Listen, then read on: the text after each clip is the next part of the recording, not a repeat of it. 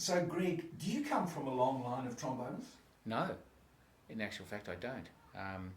My parents, my mother was always very interested in music, loved music.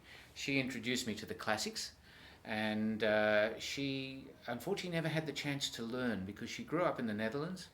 And first of all, there was the Depression, and then she lived in occupied Holland. And her father had four daughters, and with all this on top there was never really the chance for her to learn music. But she had an absolute love of music, and so she was very determined that I should get the chance to have a chance to learn music. And so when a trombone was put in my hand at the school band, she was very, very supportive and drove me to lessons and took on extra work so that I could have lessons and learn, and eventually drive me even into the city here so that I could have lessons here at the Conservatroium and things. So no, I don't actually come from a line of musicians or anything like that, but certainly very encouraging parents. My father was a mechanic by trade, and he liked music, but perhaps more popular music. But he was certainly always very supportive as well of me doing what I was doing. And you just brushed over the subject that a trombone was put in your hands. Was it as random as that? Yes. Completely random? Completely random. I just had the band master come to my classroom and say, "Would you like to play the B-flat tenor trombone?" And I thought, that sounds great, sounds exciting. I thought it was a trumpet. So I went down there and he put this trombone together in his room and showed me. I thought, well, it's not a trumpet, but I like this just as much. And that's where it started. And that's why I'm very passionate about music in schools, and that everyone should have the chance to learn music, and that every school has music and every school has a band, because that's where I started. And at the peak of our school band, we had 250 kids in the band. And which school was this? Avalon Primary. Yes. And wonderful teacher called Russ Schumack, and I was actually in his 6th grade class, and what he did for kids and what he did for music was just amazing. And so, as I said, at the peak of the band, 250 kids. We put out our own musicals. The kids would play in the band, or a select group would play, make a little pit orchestra, and we would do Fiddler on the Roof or something like that. It was absolutely fantastic. So, and he was so encouraging, because he used to say to me, "Right, now you need to get a better trombone. Now you need to go and learn with another teacher. Now you need to do this and do that." He was so a wise man. Very wise man. Absolutely fantastic. And did he get to see your stellar career? Yes, he did. In actual fact, he moved on to the Central Coast, and I was doing a masterclass up there, and someone said, "Oh, Russ Schumack teaches at this school." So I said, "Oh, well, I'd love to see him again." And unfortunately, Russ had leukemia at that point, and he died shortly after. But I was giving a masterclass, and I was playing actually a work by Alan Holly, which is all over the trombone and everything like that. And Yes. he was up the back, and we reunited at the end of this. And he said, "I know." He said, I've been learning and hearing about you and keeping an eye on you and things like that." And I said to Russ, I said, "Look, Russ, look what happens when you put a trombone in a child's hands. What happens? It's given me so many friendships, so many travels to meet people." So it's just amazing what happens when you just introduce people to music. And do you think it would have happened if you'd been given a trumpet, or dare I say, a woodwind instrument? Oh, look, I love all instruments. I've always been interested. As soon as I could read music, I was always interested in composing. Right. So, and I think as a composer, you've got to try and understand every instrument, and particularly when you're trying to write something for it.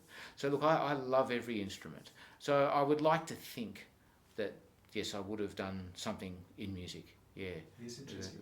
very much so. I mean, I also started soon after that, because I knew I wanted to come to the Conservatroium High School. So then you had to have 2 instruments. So I took up piano. I already had, because my parents were from the Netherlands, already been given an accordion as well. I don't advertise that too much, but so I've had a few instruments that I was doing. I had piano as an equal study at one point at the Conservatorium High School. So it's just that I felt I could probably have a better career on trombone than I could on piano. Accordion as well. Yes, that's true. So Greg, was it just an explosion of happiness when you came to the Conservatorium High School? Yeah, look, I loved high school. I loved school too, because at Avalon we had a great school band, and we had band every morning. At lunchtime, it was just great. And but I love the thing. Of course, is when I came to the Conservatroium, it dawned on me very quickly that I was a small fish in a much bigger pond, and one was competing against or working, or competing against in the sense that you're doing a concerto, but you've got people doing violin concertos and violinists and pianists have the opportunity of progressing perhaps much more quickly because they can start at an earlier age. Wind instrumentalists perhaps don't really start developing fully until they reach adolescence and their bodies sort of catch up with their instruments and things like that. So I realised, wow, there's some seriously good people here. And at what point did you realise that music was going to be your career?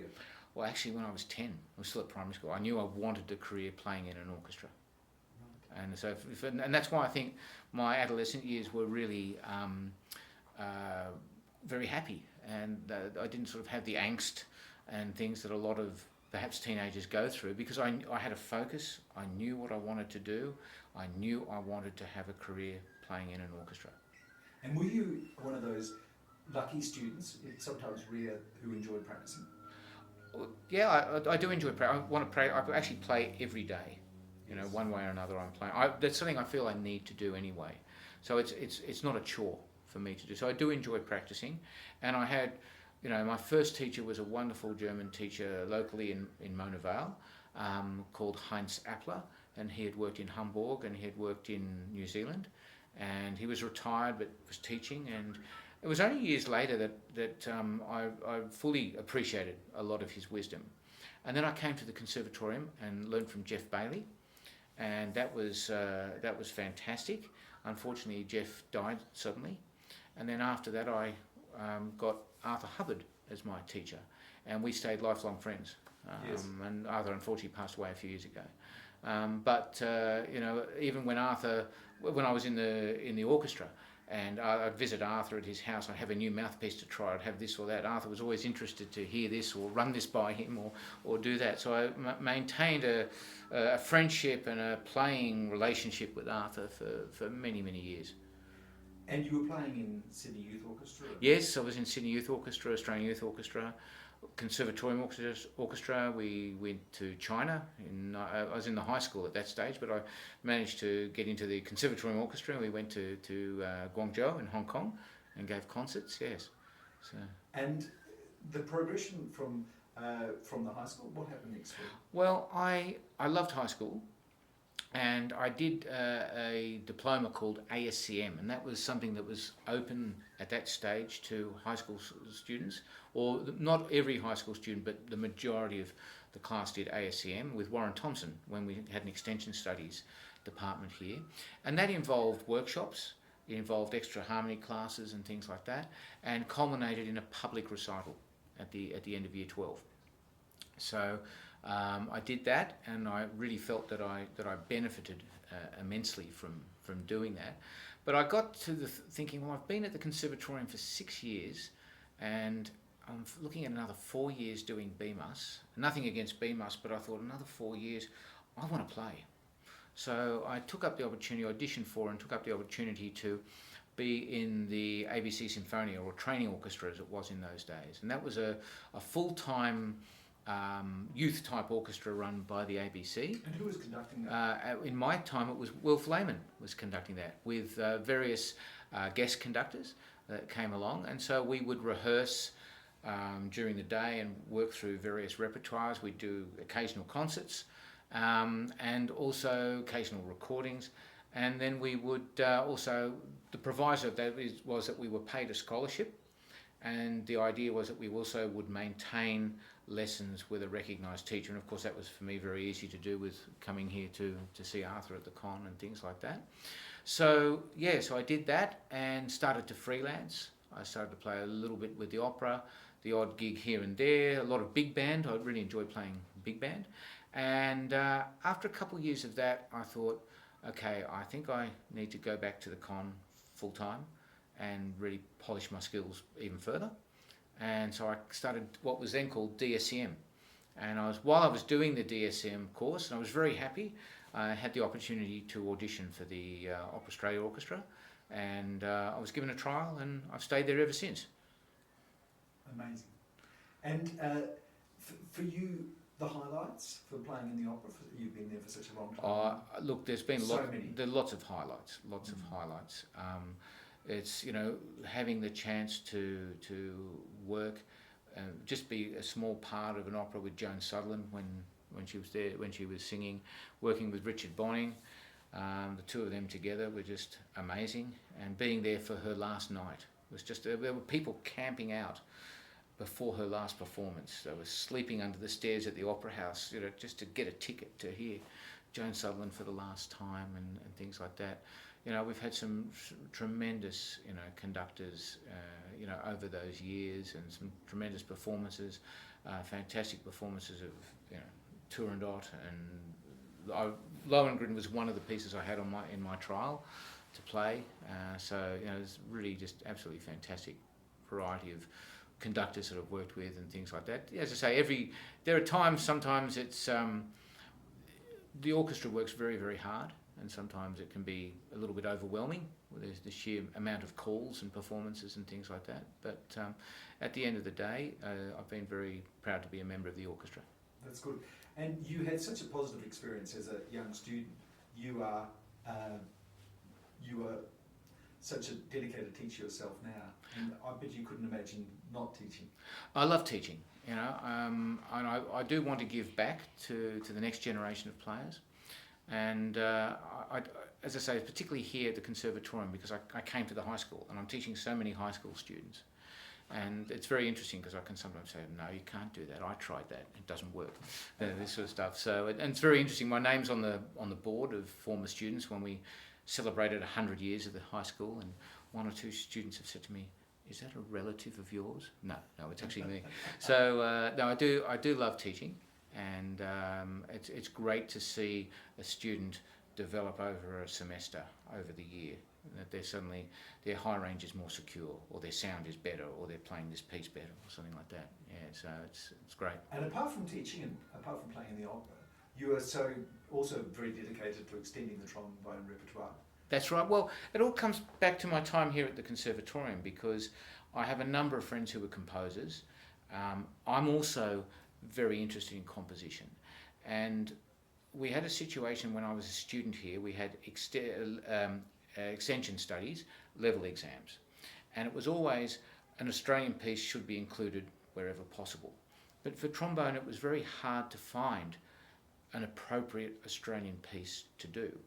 So when I became more established, I thought it was time to initiate a project to encourage Australian composers to write for brass, write for trombone, and to have these works available, not just concerto works, which are very important as well, but to have works that can be done in grade 2 or grade 3 or grade 4, and to encourage composers to write for the trombone.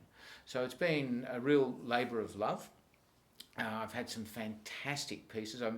Alan Holly is one composer who's written the most outstanding. He's written a couple pieces for me, but one of them in particular, Auric, is the most outstanding unaccompanied piece, and it's actually found its way into the AMEB syllabus as part of AMAS. So that's fantastic. A former high school student here, Philip Bolliger, has written a piece. It's also in AMAS, Benedictus Balanerum, where I have to do whale sounds in the piece, and that's proved to be a very, very popular piece wherever I've performed that. Also, a former student at the high school, Nerida Tyson-Chu, wrote a wonderful piece for me called Nakula, which means, it's an indigenous word meaning ashes, and it's to do with feelings post-bushfire, which I think a lot of Australians can identify with. So and I've had the chance to go and play these pieces overseas. The real thrill for me was to play Mike Forsyth's trombone concerto with the Shanghai Symphony. Yes. And it was broadcast on Chinese television, and it was a real thrill. I didn't know they were going to record it for TV, and I was packing my trombone away, and I had this reporter come into my room and put this microphone here and ask me what my mission was in China. And I said I was here to play music, and when I watched the replay, my voice fades out, and then suddenly I start speaking excellent Mandarin. And so it was great. And that concerto has been broadcast on Chinese television a few times, which is absolutely great. The other wonderful highlight for me was to go to France. I have very dear friends in France, in the brass movement, and I was invited to France to perform a concerto that was written by a French composer who was Pierre Tilloy, who was very much, he was the composer in residence for the Orchestre de Picardy, which is a chamber orchestra that plays in that whole region of France. And the idea of the concerto was to present them as part of Anzac Day commemorations in that part of France. So I've had the chance to go there a few times, and on this particular occasion I had the chance to play the concerto in a number of places, including Villers-Bretonneux, and also to be part of the service at Villers-Bretonneux and lay flowers at the wreath on behalf of Opera Australia, which is really very special. Yeah. Very special. Yeah. Yes. And finally, what's next? Do you have projects? I always have something. I thought so. Something on the thing. Yeah, I have a number of recitals planned for this year, and as part of that, always, without question, I always program Australian works. I'm always looking for new works. I'm always, trying to cajole new works out of various composers, and as I say, there's a number of irons in the fire that are there. I would like to have a little bit more time for composition. I've had a few pieces played overseas. My most recent one was I had a commission from the International Trumpet Guild to write something for trumpets. Yes. And so this was for a group of amateur trumpet players or players coming back to the trumpet after a period of time. So I had a very long list of instructions what to do and what not to do, but I ended up writing the piece for 10 trumpets, and it was played in Texas last May, and it was very well received. So I hope to have a little bit more time for composition. And the final question, just out of interest, do you have a collection of trombones, or do you just mainly play on the one trombone? No, I have quite a lot of trombones. Exactly, no. But I've never set out to collect them. No. They sort of, in a lot of cases, have found me. Right. And one of them I rescued from a skip bin at a private school. They were throwing it out because they didn't think it was of any worth anymore. So I rescued it from a skip bin. Do you think one of their students played a wrong note? I think it was because it was a very old-fashioned, old G bass trombone that no one wanted to use anymore. But it's actually a very decent instrument made by a very famous maker. Yes. Back in the 19th century in Manchester. Also, I've had some instruments given to me. And one of them was a very special one, a lovely lady at church who said to me her husband used to play, and I found out that he had been one of Sydney's top jazz players. And then one day she invited me over to her place, and she said, I've spoken to the family, and she said, they don't want the trombone anymore. And this is an instrument that hadn't been played for about 30 years. And she said, I want you to have his trombone, because I know you'll look after it, and I know you'll play it. And I have. I actually used it in South Pacific. Really? When we played it at the opera. I actually used it in there, and I've used it in church services and things like that as well. So yeah, it's very special. I've had, quite a few instruments given to me, or virtually given to me. Yes, Yeah. yes. Yeah. Oh, that's fantastic. Well, Greg, thanks so much. You certainly are an Australian musical treasure, and keep doing what you're doing. Thank you very much.